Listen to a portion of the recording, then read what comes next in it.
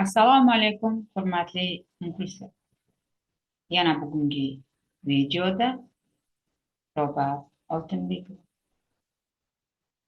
Hurmatli muxlislar, sizlarga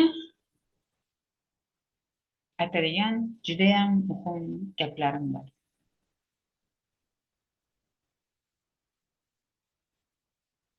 Gapni nimadan boshlashni hozir bilmayman. Men nima deyishimni sizlarga bilmayman.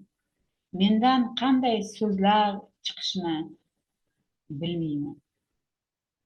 Chunki men hech qanday so'zlarni tanlamayman. Shu bilan birgalikda men hech qanaqa narsaga tayyorgarlik ko'rmayman. Mening boshqa psixologlardan ajralib turadigan xususiyatim o'ylaymanki mana shunda.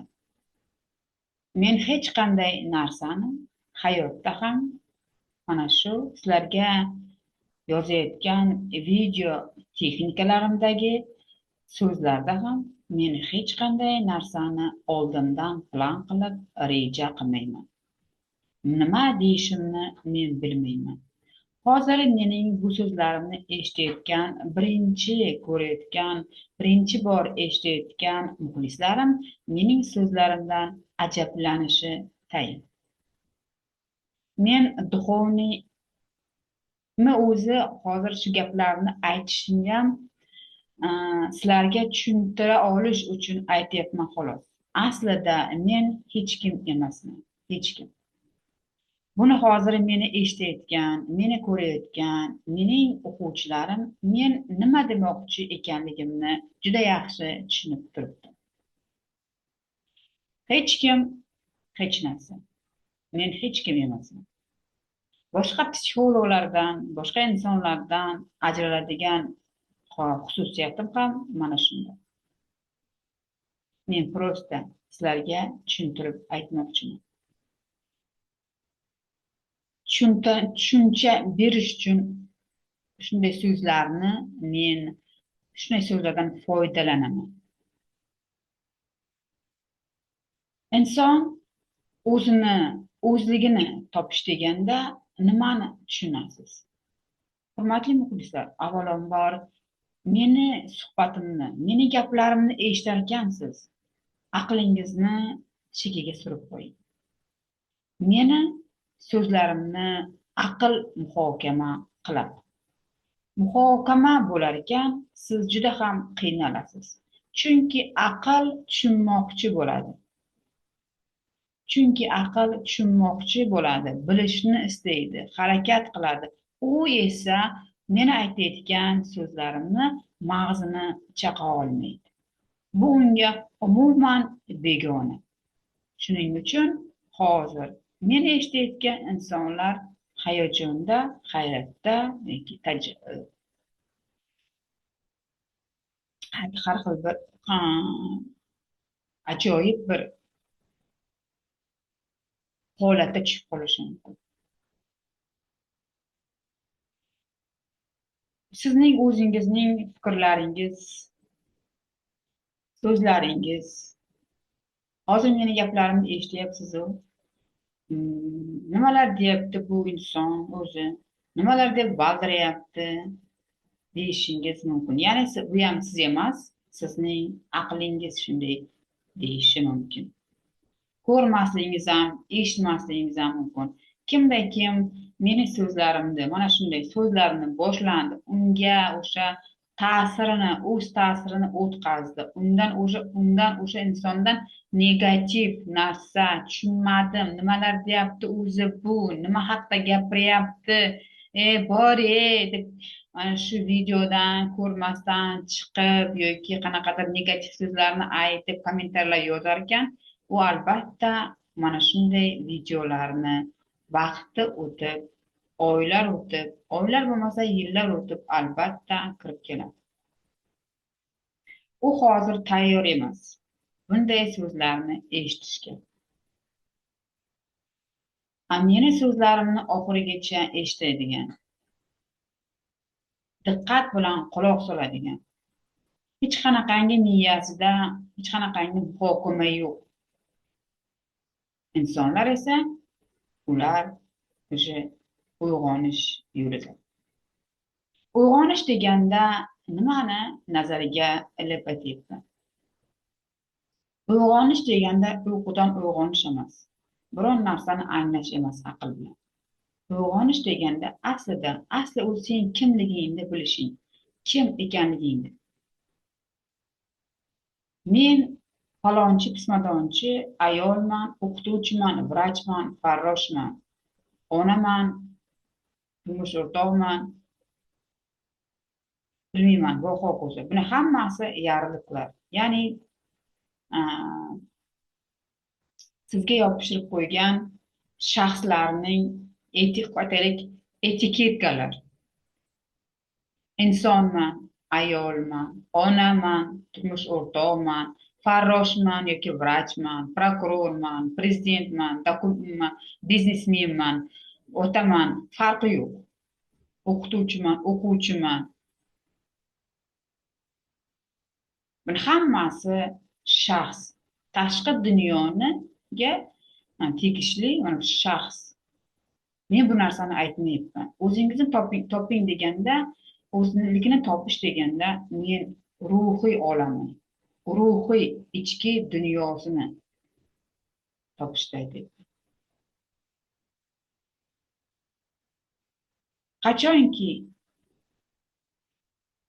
Qachonki siz o'zingizni topasiz, qachonki siz ichingizda, ana shu ruhiy olamingizda siz o'zingizni topasiz, o'shandagina siz bu hayotda o'z o'rningizni topib olishingiz mumkin.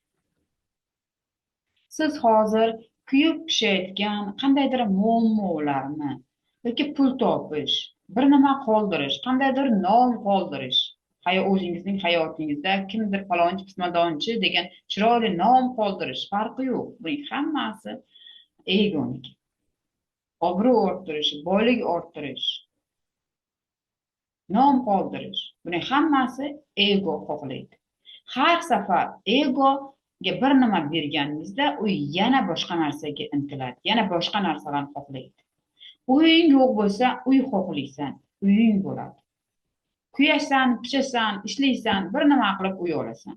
Uy olganingdan keyin bo'pti, uy oldim deydi oldin. Buni o'sha aqling aytadi. Uy olsam bo'ldi deydi. Yo'q. Uy olding bo'ldi emas. Endi keyin boshqa narsani xohlaydi egoing. Endi avtomobil minsan. Yana o'sha kuyib pishib, pul yig'ib, ishlab, yemay ichmay ekonom qilib, o'ynamay kulmay boyagi egoingni xohishini qondirasan. Avtomobil olasan. Bu ham mana avtomobil olding. O'sha ego xursand bo'ldi, zavqlandi. Bu ham uzoqqa cho'zilmadi. Yana u boshqa narsa xohlaydi. Yana kattaroq uy xohlaydi. Qanaqadir davlatga sayohatga chiqishni xohlaydi. Qanaqadir tillolarni, chiroyli kiyimlarni, obro'ni xohlaydi, mansabni xohlaydi. Ana o'shanga qarab intilib, boyaga kuchingni, boringni berib yashaysan. Aslida esa sen kimligingni bilmay yashaganing eng yomoni mana shu. Mana shu hayotda har narsaning orqasidan ko'p yashaysan, lekin asli sen kim ekaningni bilmay yashaysan. Vaqti keladi. Bu dunyo yolg'on dunyo. Yolg'on bu dunyo. Bu ertaga emas, bu prosta yolg'on dunyo. Buni hammangiz eshitgansiz, bilasiz deb aytmayman. Chunki bilgan inson ana shu egosining xohishlarini qondirish uchun egochi mana shu aka, ukalar, ota bolasi bilan, ona qizlari bilan, qayna kelinlari bilan, shu xullas mana shu yaqinlari bilan pulning orqasidan, obro'ning orqasidan bordi keldilar, uzilib ketgan insonlar qancha. Mana shu ego, men kechirmayman, men nima qildim, meni dilimni og'ritdi, men xullas xuddi shunday. Yomon ko'raman. Mana o'shanday narsalar, mana shunday narsalar, mana shular bilan yashayapsiz. Bu yolg'on dunyoligini bilaman degan insonlar mana shunday narsalarga e'tibor bermaydi. Egosini qoniqtirish uchun harakat qilmaydi. Hayot qanday bo'lsa, shundayligicha qabul qiladi. U o'zligini topgan inson bo'ladi. U insonlarda hech qanday qo'rquv bo'lmaydi. O'limdan, yaqinlarning yo'qolishidan ham, oilasining buzilib ketishidan ham, pullar yo'qolishidan ham, pulsizlik qolib ketishidan ham yoki katta pullardan ham, ishsiz qolib ketishdan ham, sud bo'lishdan ham, boshqa narsadan hech qanaqangi biron bir insonlardan hech qachon u qo'rquv nimaligini bilmay qoladi. Inson qo'rquv nimaligini bilmay qolganda, chunki u narsa yo'q narsa. Yo'q narsadan qo'rquv. Puling tugagani yo'q, puling tugab qolishidan qo'rqasan.